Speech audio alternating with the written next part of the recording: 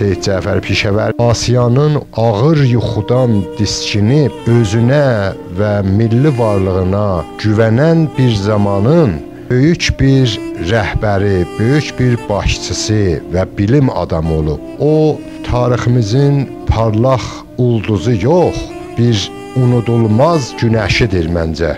O, bütün varlığını Azərbaycan xalqının səadəti yolunda verib və bu yola güvənib. Onun bütün yaşayışı zəka və idrakla öz xalqının xoşbəxtliyi yolunda sərf olunubdur.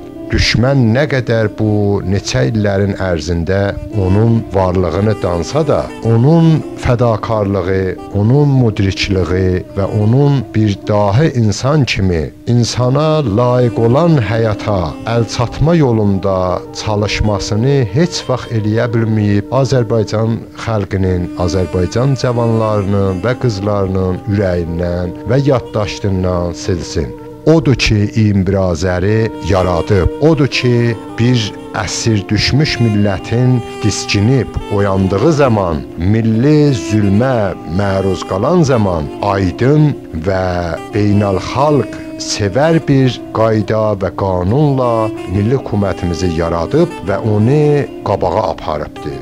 Əgər milli şuurun mənası bunda görsənə ki, sadə dildə əgər desək, bir millət göstərə qadir ola ki, özü hökumət edə və özünü idarə edə və əsrə layiq olan ərdəmi, bacarağı nişan verə, biz o hökuməti istəyirik ki, düşmənin boğuntusuna baxmayaraq, onu yenidən həyata keçirdək. Düşmən bizim mədəniyyətimizin, milli şuurumuzun təmsilçisi olan milli hökumətimizi dağıdıb. Bütün o müqavilələr ki, bütün dövlətlər bunu qəbul ediblər, fürsətdən istifadə eləyərək onu danıb, ona inananları qətlə-am edib. Biz bu xalqın nümayəndəsiyik, biz bu millətin evladı yox. İnanırıq ki, xalqımızın yardımı ilə bu yolda heç manə ilə